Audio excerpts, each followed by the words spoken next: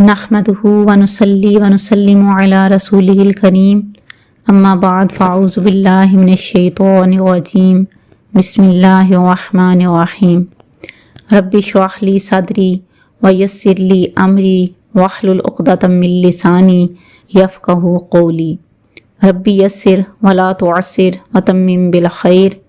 अस्सलामु अलैकुम व रहमतुल्लाहि व बरकातुहू।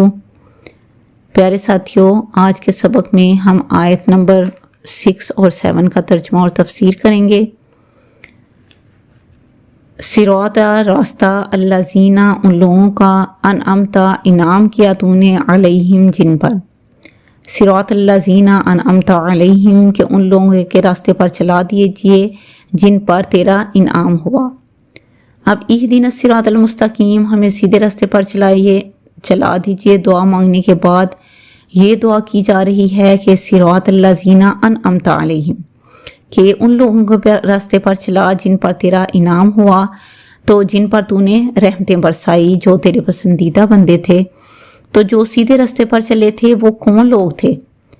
किन लोगों पर अल्लाह तबारक तआला जिन पर इनाम फरमा हुआ था अल्लाह तबारक तआला का, वो लोग कौन हैं? तो इसके बारे में कुरान पाक की सूरह निसा में आयत नंबर 69 में अल्लाह तबारक तआला ने फरमाया है कि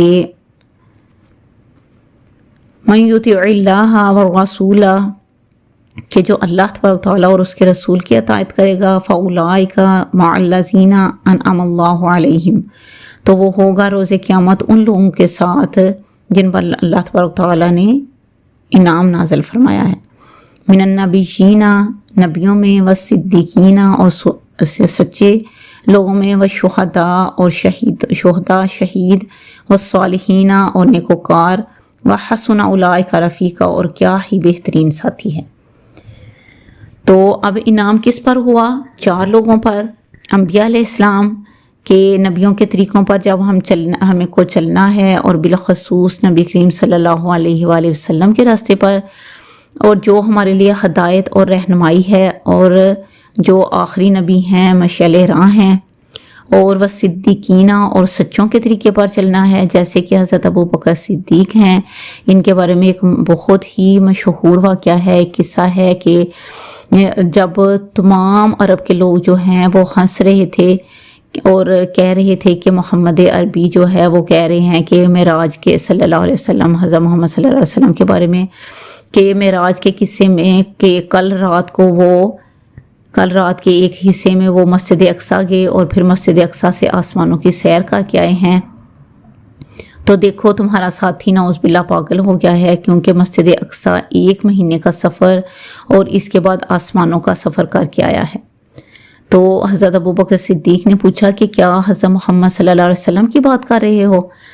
तो वो बोले हाँ। तो कहा कि फिर मैं इसको मानता हूँ, यानी कि वो सच कह रहे हैं।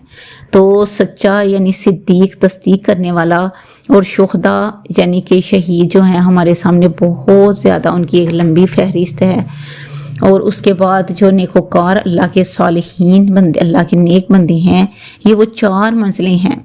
मगर ईमान लाने के बाद की ये सारी चीज़ें जो हैं वो ईमान लाने के बाद की हैं, कि जब हम ईमान हमारा कायम होगा, मजबूत होगा, तो ईमान के बाद हम ये 4 लोगों के तकाज़ों को पूरा करेंगे।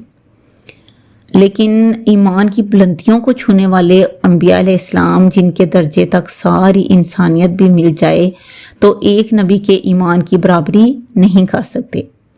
फिर इनके रास्ते पर चलना, ख़ास तौर पर नबी करीम सल्लल्लाहु अलैहि वसल्लम के रास्ते पर, फिर सिद्दीकीन के, और फिर क्या जिन्होंने तस्दीक करते थे हक़ की, और हर दौर और हर ज़माने में, और शुहदा जो कि जान अल्लाह की राह में लगा देते हैं, कुर्बान कर देते हैं, और सालिहीन, नेकोकार, यानी कि आजकल के ज़माने में नेकी के रास्ते पर चलना और नेकी पर खड़ा रहना बहुत मुश्किल हो गया है। तो अल्लाह ताला जो है उनका बेहतरीन साथी है। तो चला हमें उन लोगों के रास्ते पर किनके रास्ते पर, जो पहले चल चुके हैं। उस रास्ते पर वो कौन लोग थे? वो 4 लोग थे जिन पर तेरा इनाम हुआ है, वो 4 लोग हैं। उसके बाद है गैरिल मग़ज़ूबी, और मत चला उन लोगों के रास्ते पर जिन पर तेरा गज़ब हुआ। اس سے مراد یہود ہیں کیونکہ وہ ایمان والے تھے ہم سے پہلے، لیکن ایمان والے ہونے کے باوجود انہوں نے کفر کیا اور شرک کیا اور پسند کیا انبیاء علیہ السلام کی نافرمانی کو، اور جو رب چاہتا تھا اس کی نافرمانی کی، اور ہفتے کو ان سے کہا گیا کہ ہفتے کے دن شکار مت کرو، تو انہوں نے اس کی نافرمانی کی اور انہوں نے ضرور شکار کیا۔ انبیاء کو ختم کرنا انہوں نے پسند کیا، انبیاء علیہ السلام کو شہید کرتے گئے، انہوں نے شہید کیا، اور یہود ان پر اللہ کا غضب ہوا۔ اور ان کی ایک خصوصیت رہی ہے کہ جس چیز پر اللہ تبارک تعالی نے حکم دیا کہ اس سے پیچھے رہو، تو وہ جس پر اللہ تبارک تعالی نے حکم دیا کہ اس پر قائم رہو تو وہ اس سے پیچھے رہے۔ اور اللہ تبارک تعالی نے ان سے وعدہ کر چکا ہے کہ قیامت تک ان کو آزماتا رہے گا، اور زبردست عذاب سے ہر صدی میں ان پر ایک زبردست عذاب آتا ہے، کیونکہ ان کی سرکشیاں بہت زیادہ ہیں۔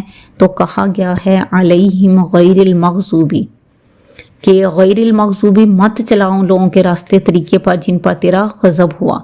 یہاں پر مراد ہیں یہود، ولضالین، اور نہ ہی گمراہوں کے راستے پر، اور گمراہوں کے راستے پر جو کہ تیرے راستے سے پٹک چکے ہیں، تو یہاں پر مراد نصارہ ہیں، اس لیے کہ ایک یہودیوں کو دیے گئے انبیاء تو انہوں نے کیا کیا، قتل کر دیا اور ان کی بے حرمتی کی، اور ایک نبی دیے گئے نصارہ کو تو انہوں نے نعوذ باللہ اس کو خدا بنا دیا۔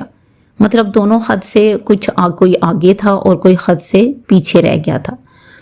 ایک کو کہا گیا تو وہ حد سے پیچھے رہ گیا، اور دوسرے کو کہا تو وہ حد سے آگے بڑھ گیا۔ جو ان کے حقوق تھے ان کو چھوڑ کر اتنا دیا کہ اللہ ہی بنا دیا، نعوذ باللہ، اور خدا یا خدا کے ساتھ ان کو ایک اور خدا بنا دیا۔ اب ہم نے ان دونوں سے پناہ مانگنی ہے، مغضوبی والے راستے پر نہیں چلنا اور نہ ہی ضالین کے راستے پر چلنا ہے۔ تو ہمیں اللہ تبارک تعالیٰ نے رہنمائی فرما دی کہ سب سے چھوٹی دعا بتا دی کہ سیدھے راستے پر چلنا ہے، ان لوگوں کے راستے پر چلنا ہے جن پر انعام ہوا، خصوصاً نبیوں کے راستے پر، اور بالخصوص آپ صلی اللہ علیہ وسلم کے راستے پر چلنا ہے، پھر صدیقوں کے، پھر شہداء اور صالحین کے راستے پر چلنا ہے، اور جو یہ کر لے گا تو دنیا اور آخرت کی کامیابی جو ہے وہ اس کے لیے ہو جائے گی، اس کو حاصل ہو جائے گی۔ اور دو لوگوں کے راستے سے بچنا ہے، مطلب جنہوں نے سرکشی کی، برائی اور نافرمانی کی، تو وہ ہمیں نہیں کرنا۔ اب صراط مستقیم کیا ہے؟ تو اس سے سورۃ فاتحہ کے آگے قرآن پاک شروع ہو رہا ہے کہ الف لام میم ذالک الکتاب لا ریب فیہ، کہ یہ ہے وہ صراط مستقیم قرآن جس کی طرف قرآن پاک جو ہے وہ ہمیں بلا رہا ہے کہ لوگو آؤ میری طرف۔ تو قرآن کے علاوہ اور کوئی راستہ نہیں ہے ہماری نجات کا، کوئی ذریعہ نہیں۔ تو ہمیں چاہیے کہ صرف قرآن پاک پر عمل کریں، قرآن پاک کو پڑھیں، اس کا ترجمہ اور تفسیر اس کو سمجھنے کی کوشش کریں۔ آمین کا مطلب ہے کہ اے اللہ ہم جو مانگ رہے ہیں اسے قبول فرما، اور اس کو قبول کر، اور اے بالکل ایسا ہی ہو۔ تو اس صورت کو پڑھنے کا اور ترجمہ تفسیر کرنے کا مطلب یہ ہے کہ آپ سب کے ذہن میں اس کا ترجمہ موجود ہو، کیونکہ ہم پورے دن میں 5 وقت نماز پڑھتے ہیں اور ہر رکعت میں اس صورت کو پڑھتے ہیں، تو جب ہم پڑھ رہے ہوں تو ہمارے ذہنوں میں اس کا ترجمہ اور موجود ہو، اور تاکہ ہمیں اچھے طریقے سے اس کی سمجھ آ سکے۔ اللہ تبارک تعالیٰ سورۃ فاتحہ کی ان آیات کے اسرار و رموز اور فضائل و برکات سے ہمیں مستفیض ہونے کی توفیق عطا فرمائے، اور اس سبق کے پڑھنے یا سننے میں اگر کوئی غلطی یا کوتاہی ہو گئی ہے تو اللہ تبارک تعالیٰ ہمیں معاف فرما کر نیکی کی اس کاوش کو قبول فرمائے۔ آپ سب دوستوں کو سے درخواست ہے کہ جتنا ہو سکے دعاؤں میں یاد رکھیے گا، اور نیکی کے اس علم کو آگے تک پھیلائیے، کیونکہ نیکی کی بات پھیلانا بھی صدقہ جاریہ ہے۔ اللہ تبارک تعالیٰ آپ کو اپنے حفظ و امان میں رکھے، آمین۔ ربنا ظلمنا انفسنا وان لم تغفر لنا وترحمنا لنكونن من الخاسرین وتب علینا انک انت التواب الرحیم برحمتک یا ارحم الراحمین۔